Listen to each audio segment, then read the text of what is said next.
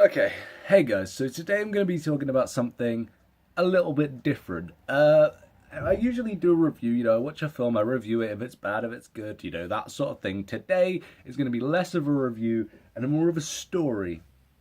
I saw a film last night. I went to see The Book of Henry with Tom and Dale, which is not going to be that movie because that movie just sucked and there's not much to talk about. I'm going to be reviewing a film called Anbanavan Asaradhavan Adangadhavan. This is the name of the film, if you can read it. It's a Bollywood film, and this is my first ever Bollywood film experience. And watching it was incredibly bizarre. And it's not just because it was a Bollywood film. I'm fine with different language films. I've seen two French films this year, and both were very good. This one was just absolutely the most insane thing I think I have ever watched. And I want to talk about why. It started off as a joke, Tom was like, we should watch this film. Look at the name of it, because it's such a long name for a movie. It was just like, okay, sure. And when this movie started, I was shocked to find out that the name of the film is actually longer in English. I think it stands for I can't remember. It was something like Honourable Man or Loved Man. I don't know. It was three different things, and then it started off, and already it was just crazy. So when we went in, there was a few people, and they weren't English people. Well, they weren't from England because they were watching this film. They were from wherever this film's from. I don't know. I don't know where they were from, but obviously they weren't English. So they looked at us and they said, "Are you in the right screen? This is screen one." And we looked back. We were like, "Yeah, we know what we're watching." Did we know what we were watching? Hell no. Because we went in without any explanation to the plot, any trailers, didn't watch anything. The only thing we knew is the poster, and the poster was a man holding a flaming bottle and lighting a cigarette with it, which, yes, it does play into the plot. Oh, God, it does. So the film starts out with these government agents, I believe. That's what I'm thinking. I think they were government agents. But it starts out with them, and they're looking for a man who we don't know anything about, and then it cuts to this prison break scene, and these prisoners are rioting, going crazy, fighting the guards. They're just getting absolutely destroyed. I mean, someone gets shot point blank in the head at the very beginning, and they never refer back to it again. So that's the sort of thing we're going into. So this man climbs up this pyramid of prisoners. Very first shot we see, crazy music, gunshots, and then we see the name STR come up, who I figured out was the main actor in this film. He climbs up the pyramid, this STR guy. His name in this film was like Magari Michael or something. He lights a cigarette in slow motion, jumps, does this really crazy jump. It's like absolutely insane. Jumps onto the back of this truck, and our movie starts, and already it's pretty amazing. So yeah, we find out about this guy. He's well loved apparently. He starts singing. He breaks into this crazy song about how great he is, right at the beginning, just after he's escaped from prison. And then, well, let's get into this. So basically, the prison break was what happened before. This whole sing-song thing is the prequel to that. So we didn't know that at the time. It doesn't tell you until the end. But yeah, so he's singing this crazy song, and nobody was fazed by it in the cinema. So I assume, this is my question: are all Bollywood films like this? Do they all have crazy musical numbers and then cut to action, or is it just this one? Because nobody at all was fazed apart from us. We just sort of looked at each other like, why is he broken into this crazy song? So yeah. Then it gets into the meat of the film, and it's about this guy. Right, this is what I gather. I mean, I don't know if this is the exact plot because everything happened so fast and nothing made much sense. But the plot, from what I gather, was that this man is a gangster, and he falls in love with a woman who doesn't love him. There's a really creepy scene where he's just sort of looking at her, and he blows her a kiss, and it's like a heart, and people are breathing, and there's weird animations of fish and stuff coming out of their mouth, and then she breathes and an arrow comes out and pierces his heart. It's crazy. But yeah, so that happens, and so apparently they're in love at this point, because even though she doesn't like him back, they get married because he saves the father's life, and then they have to lie and say that it didn't make much sense whatsoever. But yeah, so they fall in love. so quickly, and she says to him, I don't want you to be a gangster anymore. I want us to run away to Dubai. And then there's the best thing in the whole film. You know, I said about the bottle on fire and the cigarette.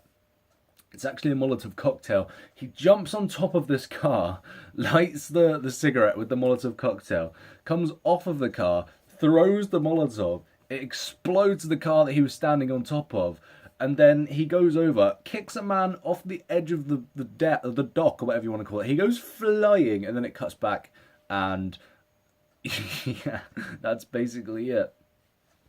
And then we go back and we find out, yeah, he's killed a lot of people. He's basically a mass murderer. So he's going to jail, and then that whole jail prison escape happens, and he goes back to find his true love, and she's getting remarried, so he just leaves it. And then he goes into retirement in Dubai, and then suddenly now it's 25 years later. We cut back to the government agents, which really, they didn't need to be there at all. And they're like, hey, look, this guy's 55 now. And then there's an interval. So already, I watched this film and I was thinking, how bizarre is this? There was a musical number, there was some action, there was romance, but none of it made any sense. They didn't explain anything. Well, that just got me completely and utterly ready for part two, which was absolutely just, it was crazy. It was insane. So part two starts off, Magari Michael, our main character, is now older and has changed his name to, I can't remember, Ashwin. He changes his name to Ashwin. And he's looking for a love, because obviously 25 years ago he left his true love to get married to someone else, so he's looking for someone else. So this really hot lady comes in, and she's quite young, and he's like, I want a younger woman. So she auditions, I suppose, and his assistant has like this really fake beard, and he's really tall, and he does the auditions.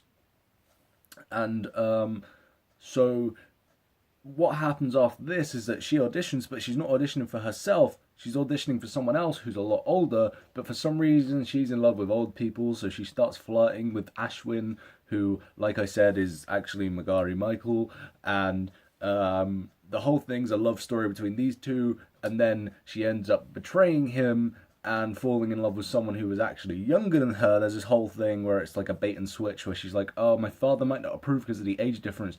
So he stands up like, don't worry about it. And she's like, this is my actual husband-to-be. And it's a guy who's like 2 years younger than her. And it's like, oh, is that what we're going for? Some more crazy action sequences. You know, there's this bit where older Magari is punching people in this house, and it's happened so quick. It's like a Batman fight scene, like playing Batman Arkham or something. These people start, like, I guess, verbally abusing his girl in the street. So he picks the car up. He just grabs it, picks it up, and she's not fazed by that. But when this fight scene happens, she's like, I had no idea you were that strong. I had no idea that was you. And it's like, dude, are we really going through this now? He picked up a fucking car.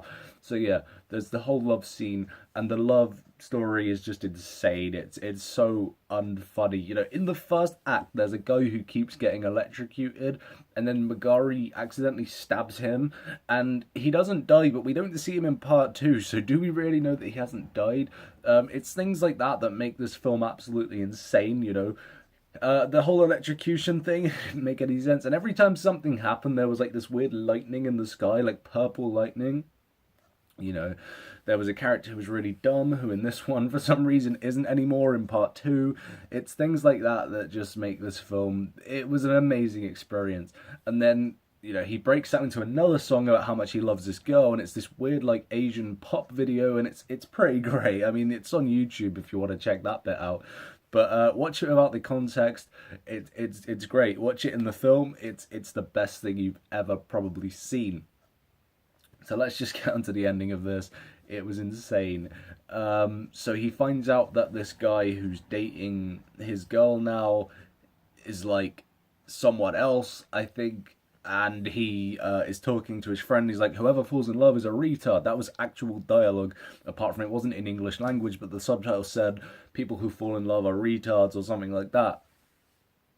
So he blows his cigarette smoke, and he says this whole speech, this badass speech, blows it into the air, and it forms the words, part 2. And I was thinking, wait, have we got more of this film to watch? And then it cuts to credits, and I was like, haven't we already seen part 2? So there's a part 3, which I guess is the sequel. You know what? I can't fucking wait to see it. It was 3 hours of something that I thought I'd never watch in my life, and I highly recommend, if it's still out, people go and see it, because it's absolutely insane. So that was my first Bollywood experience. I hope it made sense. Thank you guys for watching. I'll be reviewing Despicable Me 3, I believe, on Friday with Dale, so stick around for that.